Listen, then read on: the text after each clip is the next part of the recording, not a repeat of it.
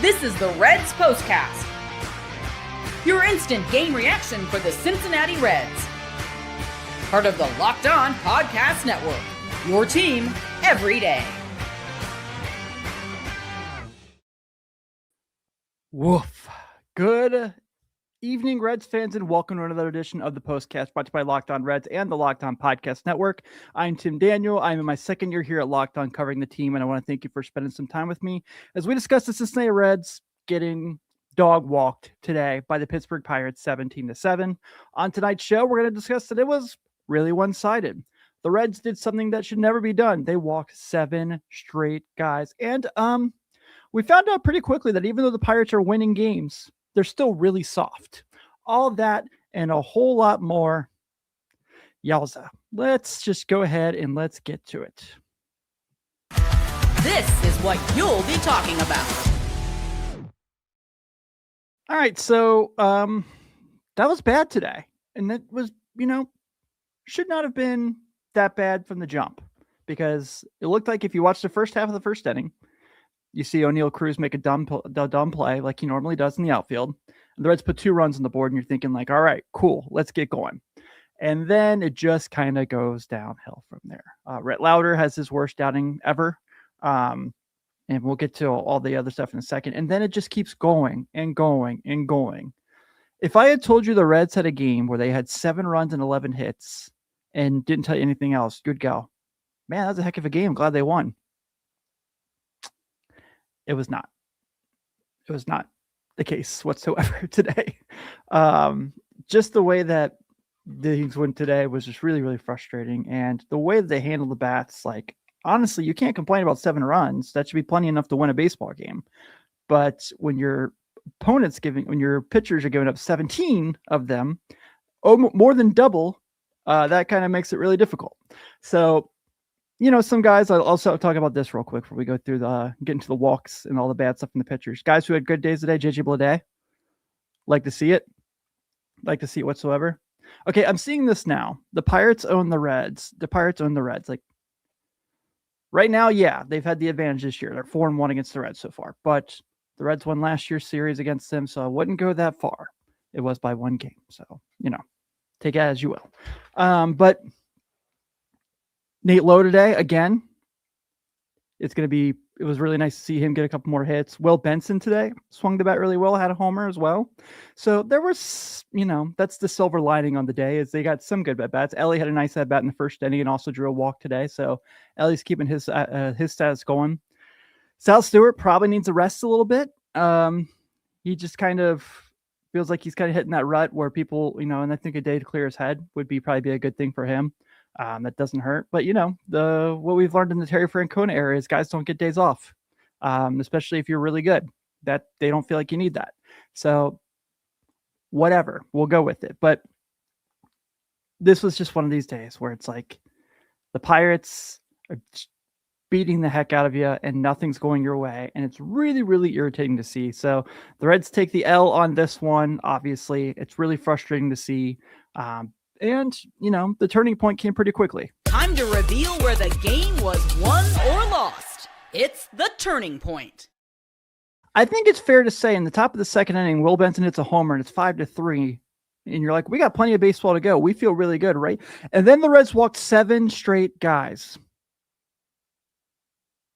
Can we just emphasize that real quick? Not 1, not 2, 7. Rhett Lowder. Command really bad. Rhett Lowder this year, we've seen the first inning. Really struggles in the first inning. Gets the rest of the way. He's fine. Didn't happen today. Connor Phillips, who you already know, so you never know where his pitches are going to go, is the first guy out of the bullpen. Doesn't record an out. Walks 4 guys, bringing in 2 earned runs, and then one of Lowder's, closing the book on Lowder, gave a couple of Lowder's runs too. Yowza. Sam Moll has a walk, but is okay. An inning and 2/3, 2 strikeouts. Brock Burke has his first bad outing he's had as a Red, where he gets through an inning of 5 runs. Gray Mashcraft's solid. Jose Franco was solid. And then Jose Trevino, for the 3rd time in 4 days, is pitching. That's probably not a good sign that your team's playing really well of late. Yeah. So what is it? So they lost 17-7 today, 9-1 yesterday, and 13-2 on Wednesday against Colorado. And now you're down a lot of guys. Woo.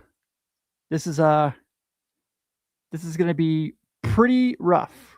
So now we kind of look forward to see how things go, but I don't know what the Reds pitching situation is going to look like from here out, because you have to assume somebody's getting sent down tomorrow and someone's getting called up as a fresher arm would be my best guess, because now they're going to need extra bullpen guys. See, Santillan didn't go today, Pagan didn't go today. Hopefully Caleb Ferguson's back very soon. I know Lodolo is got transferred for a rehab assignment to Louisville, so that's a positive sign. So hopefully we'll see him back soon. But yeah, I mean, I feel like there's going to be some movement around there, and that's what's going to be really, really frustrating. But wasn't a fun day to be a Reds fan, and it's just going to have to figure out a way to make this right soon, because the Brandon Williamson injury, the Lodolo injury, the Hunter Greene injury, the Caleb Ferguson injury, it's just not very fun right now. But hey, the Pirates are still 2.5 games out of behind the Reds now. So there's that. At least there's a 1.5 now. They won today. Oh, more than that. So they're 3.5 out of first. They're 2.5 behind the Reds after today's game, and they had lost 5 straight going into today. So the good news is you have Chase Burns going tomorrow, who's pitched really well in his career so far against the Pirates. So we'll see how that goes. But after the break, I'm going to get into the Sal Stewart, Chris Mladzinski, for whatever you want to call his name, because it was Bush League.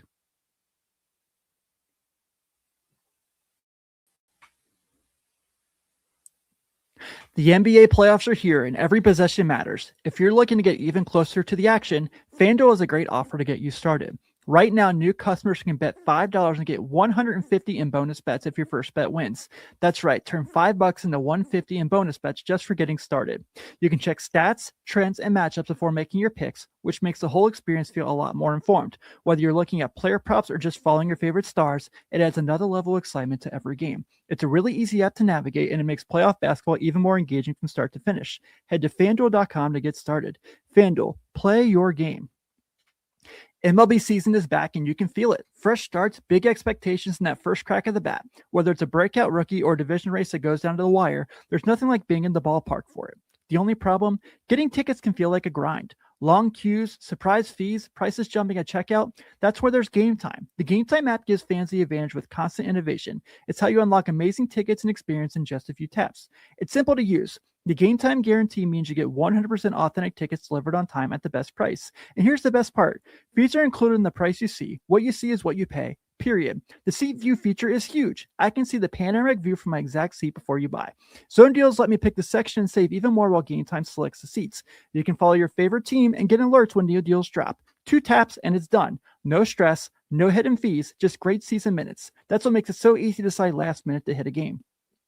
Take the guesswork out of buying MLB tickets with Game Time. Download the Game Time app, create an account, and use code LOCKEDON for $20 off your first purchase. Terms apply. Again, create an account and redeem code LOCKEDON for $20 off. Download the Game Time app today.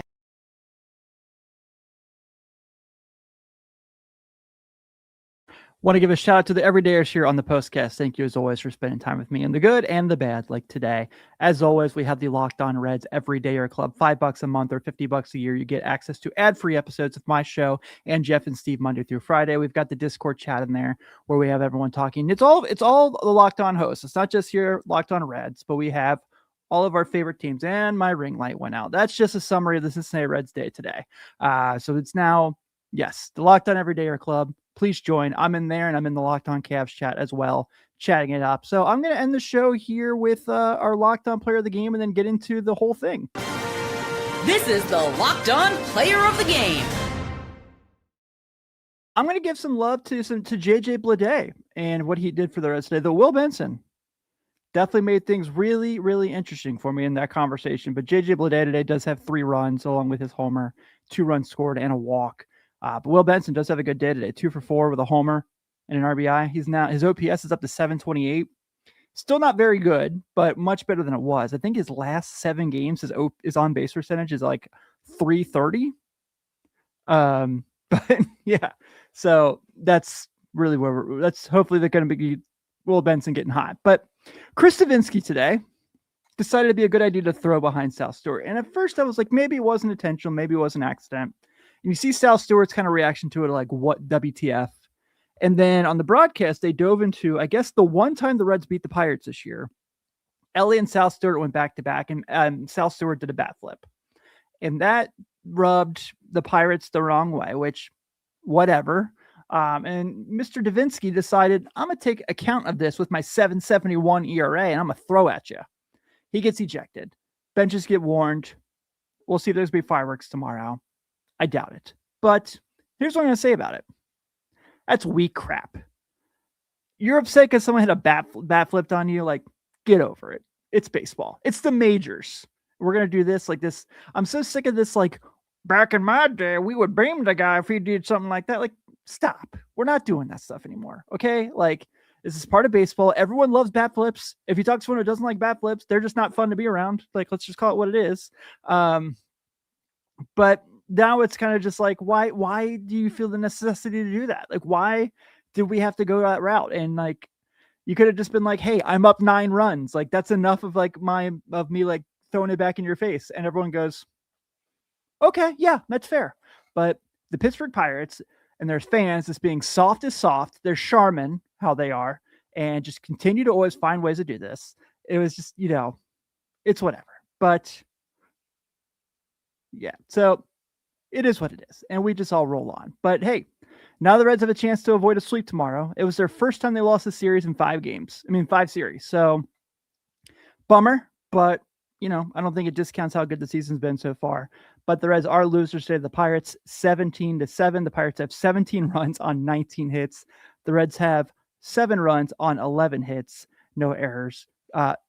So let's see, what's his name? Carmen Blodzinski gets his second win of the year. Rhett Lowder gets his second loss of the year.